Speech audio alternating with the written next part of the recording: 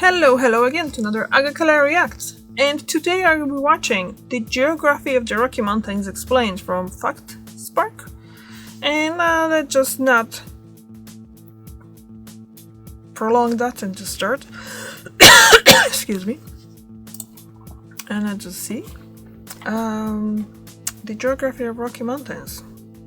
Absolutely breathtaking views, I guess. Rising from Hopefully the I'll show interior some of plains them. of the United States and Canada, one of the largest mountain ranges in the world extends across the west of the North American continental shelf. Is that just a Covered Rocky? in What about the rest breathtaking here? mountains and valleys, which invite outdoor lovers to hike, climb, ski, and camp among the thousands of snow-covered peaks and vast glaciers.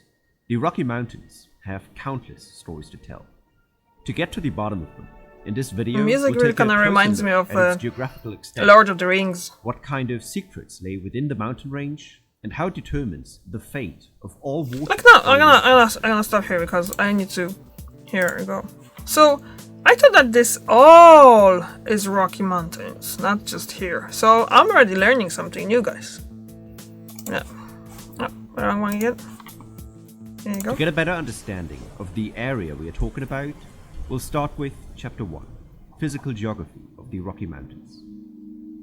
Rising from the harsh Arctic Ocean in the far south of the Americas begins the American Cordillera, the largest and longest interconnected mountain system in the world. Containing the Andes of South America, the Central American Ranges, and the Sierra Madres of Mexico, the American Cordillera slowly transitions into the Rocky Mountains after entering the continuous United States in New Mexico. From there, a collection of over 100 smaller mountain ranges merges together into a dense network of summits and valleys, what we today call the Rocky Mountains. The definition of where the Rockies begin and end is often debated among geographers. This is as it rather far primarily from depends on which governmental body you ask. where One thing everybody can Yosemite agree is. I on thought the is that Yosemite the National range Park starts is in north of the Rocky Pecos Mountains River too. in New Mexico, but the northern border is more ambiguous. Canada, for example, defines the northern end of their slice of the Rocky Mountains with the Liard River, while the US occasionally extends this line to the Alaskan Brook Mountains, which they That's designate far. as being part of the Arctic Rockies. In this video, we'll go with the Canadian definition, limiting the northern boundary to the Canadian provinces of Alberta and British Columbia. In BC, a slipping fault line has created a deep valley called the Rocky Mountain Trench, which narrows the Rocky Mountains So to flat. its thinnest width, only spanning around 100 kilometers or 60 miles from east to west. Upon entering the US state of Idaho and Montana, the elevated region widens to its farthest extent, spanning almost 600 kilometers or 370 miles across Wyoming and Utah, before narrowing again in Colorado and New Mexico. The whole eastern flank of the Rockies is bordered by the interior plains of Canada and the US, from where the mountains immediately reach their highest peaks in the south. Compared to the valleys and the plateau, the Rocky Mountain peaks typically rise over 2,000 meters or 6,500 feet above the surrounding landscape, with the highest peaks touching the 4,400 meter or 14,400 feet mark. Across the whole 4,800 kilometer or 3,000 mile long north-south extent, the mountains share many similarities in geological features, being prime destinations for mountaineering and outdoor retreats. Yet the main sections all have their unique features as well, bringing us to Chapter 2, Inside the Rocky Mountains.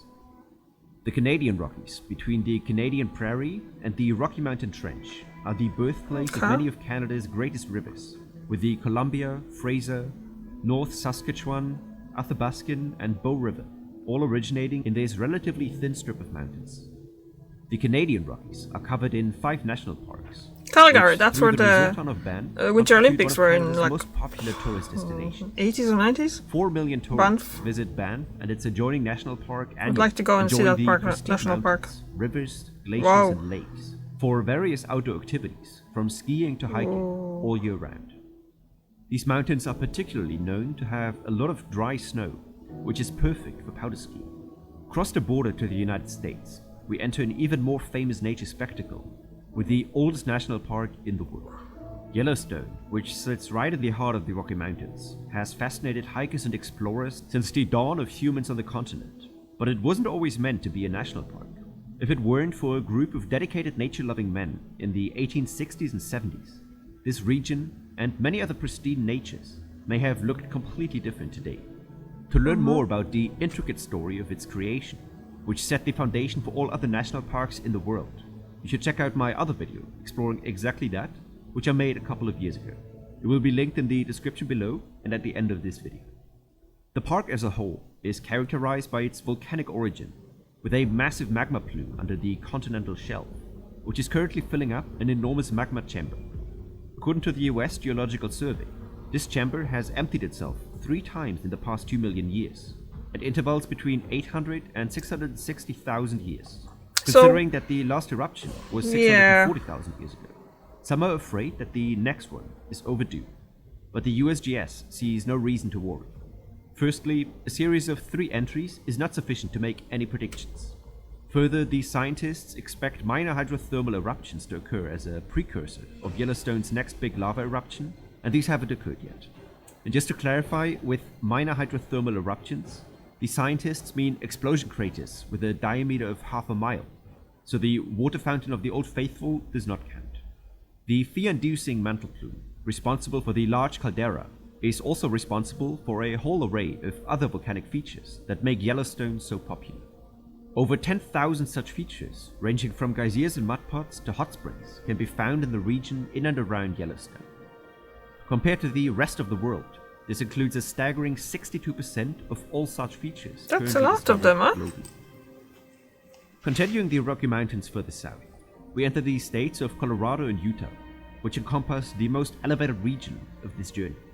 Here, a total of 53 peaks with a height of over 4,200 meters, or 14,000 feet, can be found, more than in any other US That is very high. This list of mountains is called the 14ers, and is often taken up as a challenge by mountaineers to summit all of them, similar to the 7 Summit Challenge of climbing the tallest peak of each continent. The highest density of tall mountains and generally elevated land actually makes Colorado the state with the highest average elevation across the United States, despite almost 50% of the state being covered in the interior plains without any significant topographical features. Looking back north from New Mexico to the northern border of British Columbia, the whole length of the Rocky Mountains covers some of the most exciting nature of the American continent, being a go-to place for outdoor and winter sports enthusiasts. Next to these groups of people, it is also a very interesting place for the study of hydrology, bringing us to Chapter 3, the Continental Divide and its peculiarities. Any raindrop falling anywhere on any of the American continents will eventually either drain into the Atlantic or Pacific Ocean. Which of these oceans it will be depends on which side of this invisible line the raindrop falls on. Stretching from the most southern tip of Tierra del Fuego all the way up to the Seaward Peninsula in Alaska, a continuous line called the Continental Divide of the Americas separates the continent into 2 base camps. This line typically connects the tallest peaks of the continent, which within the continental US and Canada means it goes right through the heart of the Rocky Mountains. Like with anything in the world, however, the exceptions prove the rule, and exceptions there are a few. Firstly, there are several basins spread around the continent, where water is enclosed by mountain ranges and trapped until it's evaporated, leading to many of the salt flats in Utah and Bolivia. These endorheic basins are by far not the most uncommon thing though, since about 20% of all continental areas do not drain into an ocean. More peculiar are the Isa Lake in the Yellowstone National Park and the Comedy's Punch Bowl, a small mountain lake on the border between Alberta and BC, which during overflooding have outlets on both sides of the Continental Divide, meaning the same lake drains into both oceans. The biggest exception to this rule, however, and the only river in the world that spreads its flow almost equally into 2 of the world's oceans, is the North Two Ocean Creek. In the Teton Wilderness on the western side of the Continental Divide, the creek flows through a narrow gorge, slowly approaching a perpendicular valley. The gorge's topography closes in on the imaginary Continental Divide line, and just as the waters are close enough, one particular rock outcrop, exactly on the Continental Divide, perfectly splits the stream into 2. If a water droplet happens to be towards the western side of the creek, it will be guided through the Snake and Columbia rivers into the Pacific Ocean, whereas the eastern side of the narrow creek is a tributary to the Yellowstone River, which drains into the Missouri River and finally merges with the Mississippi River to reach the Gulf of Mexico and eventually the Atlantic Ocean. This pass also allows fish species from one half of the continental divide to migrate to the other half, which before its discovery has puzzled scientists for decades. For some reason, Yellowstone Lake hosted a specific trout species, identical to one otherwise only found in the upper tributaries of the Snake River. The journey across the North to Ocean Pass is still found to be a complicated and unlikely endeavor, but the inclusion of occasional floods from the end of the last ice age finally shed light on the mystery. This quirk finishes up our journey across the Rocky Mountains. Wow, look at the view. And I hope you learned something new that's not a view, about but the most spectacular mountain cool. range of North America.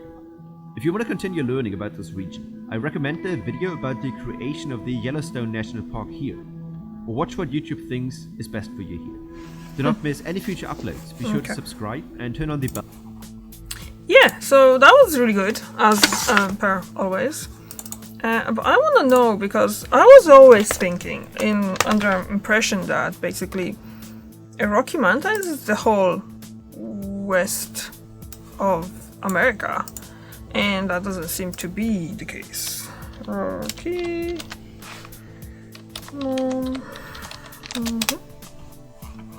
See map, maybe?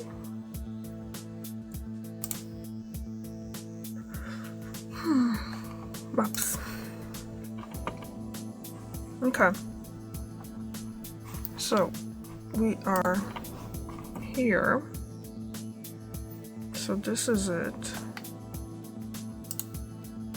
Can we go to Google? So that's the Rocky Mountains here. Okay. But what's...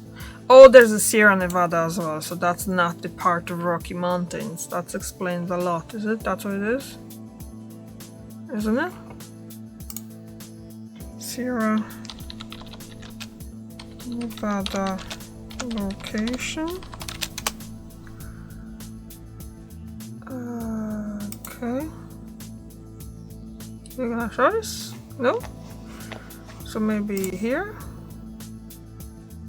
Oh, Sierra Nevada mountains? Nope, not showing? Okay, so those will... Let's try again here.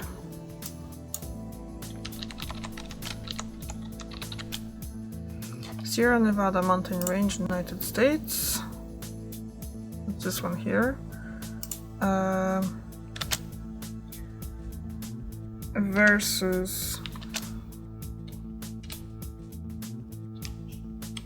Versus Rocky Mountains. Map.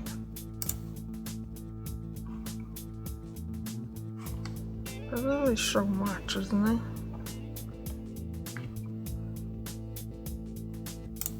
That's better. Let's see. So we have Sierra Nevada here, Great Basin, Colorado Plateau, Rocky Mountains here. Okay, so there's a Great Basin in between Sierra Nevada and Rocky Mountains. Okay. Columbia Plateau. I'm gonna really have to get like kind of refresh my... So for some reason, for all those years, I thought that Yosemite National Park is part of Rocky Mountains. So now I'm just learning that I've never been in Rocky Mountains. I've been in Sierra Nevada. So yay, something new that I learned. Cool. Okay. Have you ever been in Rocky Mountains? Did you go and hike or just go on a drive? Maybe you were in Yellowstone National Park, because that's a part of it too. And yeah, thank you very much for watching. I'll see you tomorrow. Bye.